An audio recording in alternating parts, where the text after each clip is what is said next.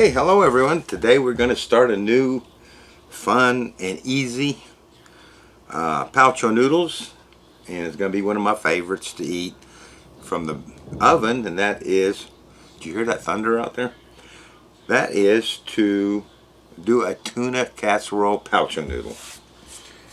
So it's fairly simple. So what we're going to do is I got 2 cups or 2 medium-sized yellow onions, and 1 cup of chopped celery, which I think that was about 4 stalks. I got that in the skillet, and I'm going to add a cup of water since we don't want to use oil in this. I don't have any chicken stock, so I'm going to put that cup of water and about a teaspoon of chicken bouillon in there. Just add a little flavor to that.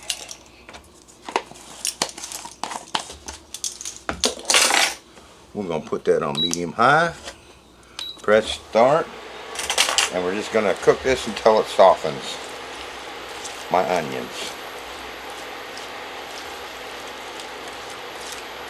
So I'll see you when those are softened up. Okay, I've had that on medium heat with the lid on for about 5 minutes. They are starting to soften up. So I'm going to go ahead and add my peas to this. Get some onion skin out of there. Alright. Now I like peas. A lot of people don't. So I might be overdoing it. I got 2 14-ounce bags of peas. You could do it with just 1, or you could do it with none if you don't like peas. But I love peas, so we're going to go pea overboard. These are frozen peas. I'm going to put those in there.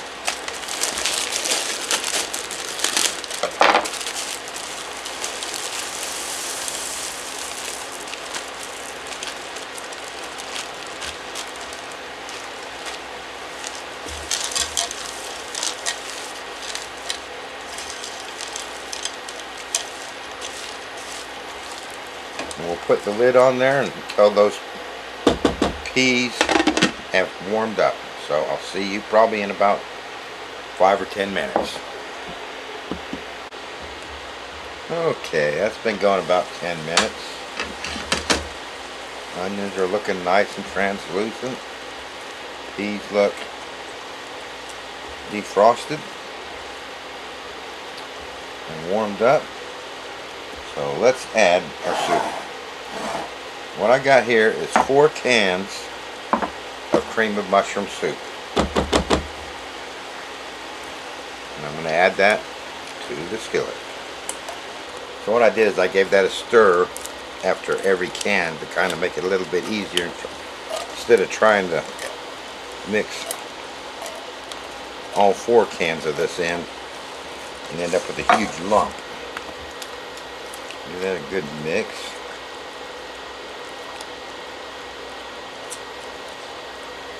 And that is looking good.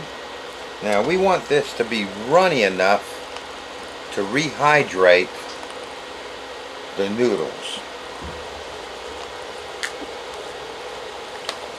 So let's add some milk to that.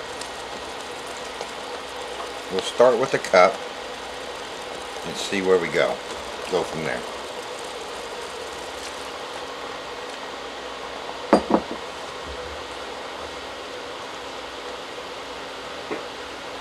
I'm going to put about a teaspoon of black pepper in there.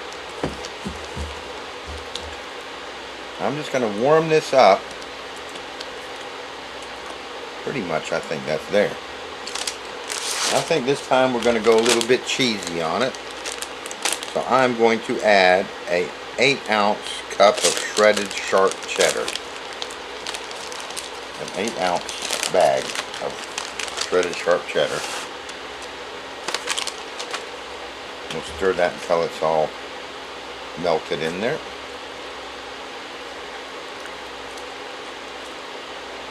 Oh, this is going to be good.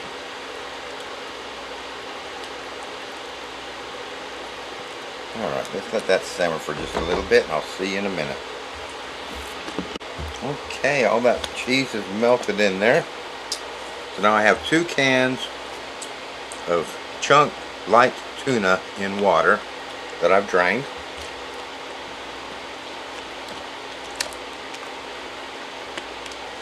That tastes delicious.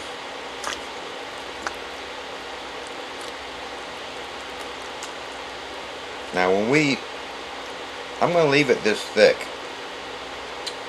But probably when we reconstitute with the noodles, it's going to be a little bit thinner. We'll have to see how that comes out. But there you have it. That's a real simple, easy one. Let's turn the heat off on this.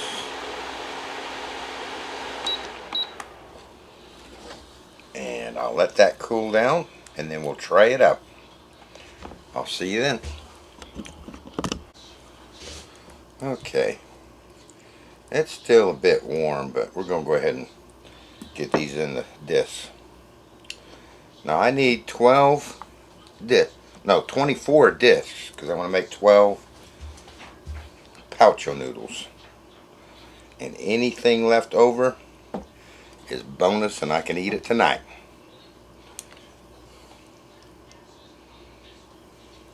Okay, there's 6 of them, and I got 18 more to do. Next time you see this, I'll be popping them out of the molds. I'll see you then. Okay, here we go. We got my tuna bake with ramen noodles, and just come out of the freeze dryer. I want to show you something I did on this that I didn't do on camera. Was underneath these grates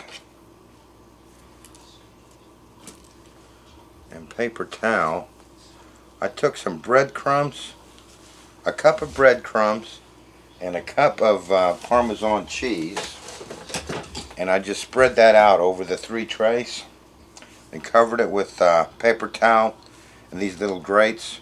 And the reason I did that is so that when the vacuum kicks on, don't suck any of that stuff up in the vacuum. But I thought it would be nice to have that as a topping to add to our tuna bake. So let me get to packing this. And we're going to do it like this. I'm using the Top Mylar meal pouches. This is a single meal pouch. If you go to topmylar.com and use promotion code BIBS, B-I-B-S, you can save $5 on orders of $50 or more. Little thing they're doing for my channel, which I appreciate. So I'm going to put 1 of those noodles in there and 2 discs of the tuna.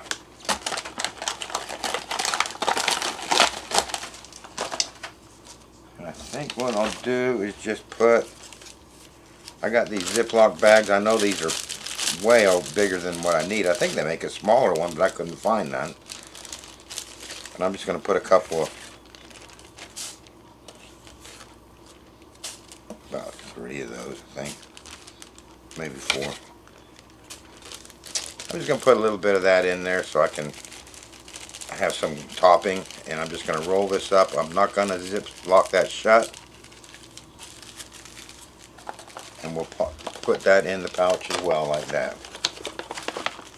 And I always tell you guys, as usual, what I'll do is I'm going to pack all this up, so I ziplock it shut.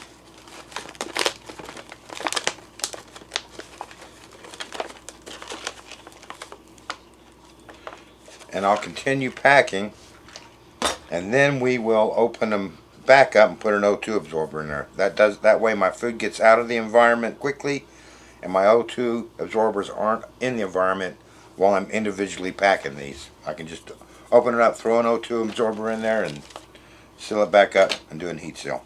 So that's what we're going to do.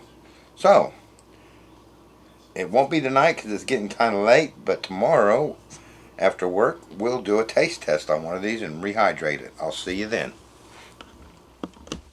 Okay, so let's do our taste test of my tuna bake.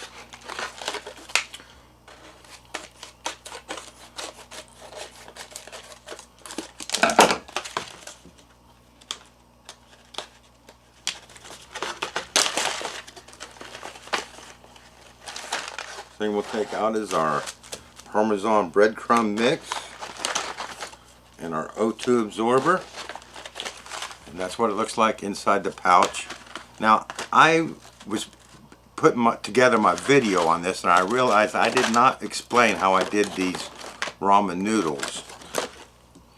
So I figured I better just go through that real quick. If you look at my chili pouch of noodles, I demonstrate this. But these come in a pack like this, and what this is ramen noodles, and they're folded in half. So I just take a knife and run it right down the center of that and cut those in half. So half of this pouch is a serving, is the way I did it. Then I just layer them on my freeze dry tray, and I freeze dry those as well. And the reason I do that is because these aren't very well packaged, and I want to make sure there's absolutely no moisture in those.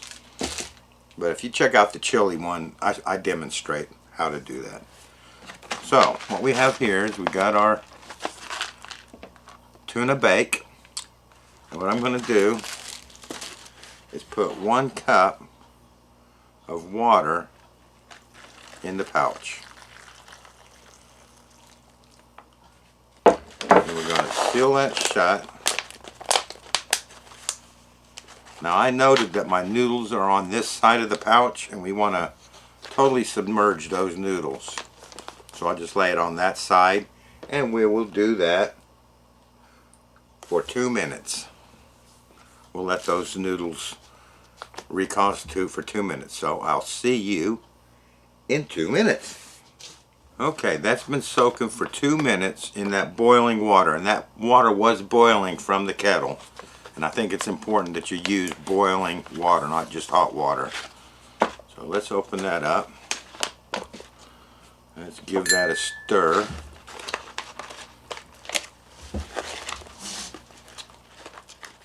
Make sure we don't get any lumps from those 2 discs of the tuna part. So I'm just kind of breaking those up if I see any big lumps in there.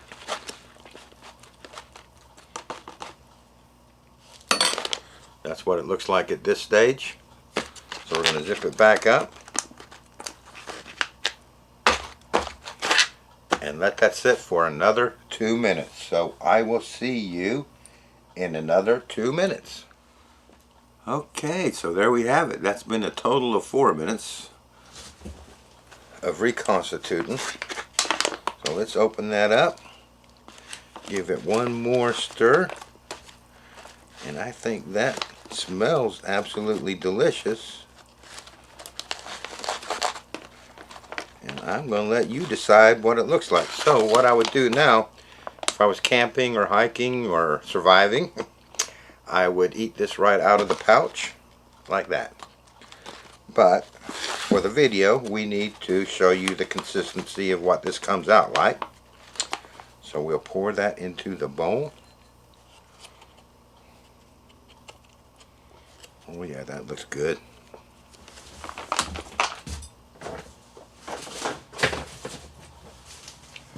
Alright. Now these are my breadcrumbs and Parmesan cheese that I freeze dried. So let's just sprinkle that over the top like that.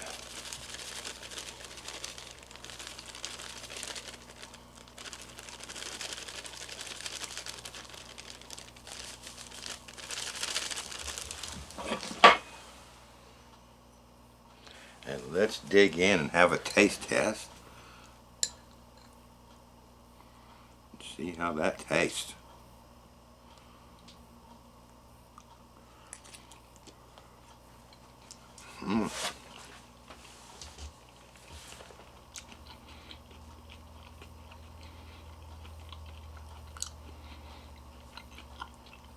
That's good. That topping really makes a difference too. Plenty of flavor in that. Let me just dig that. Take one more taste here.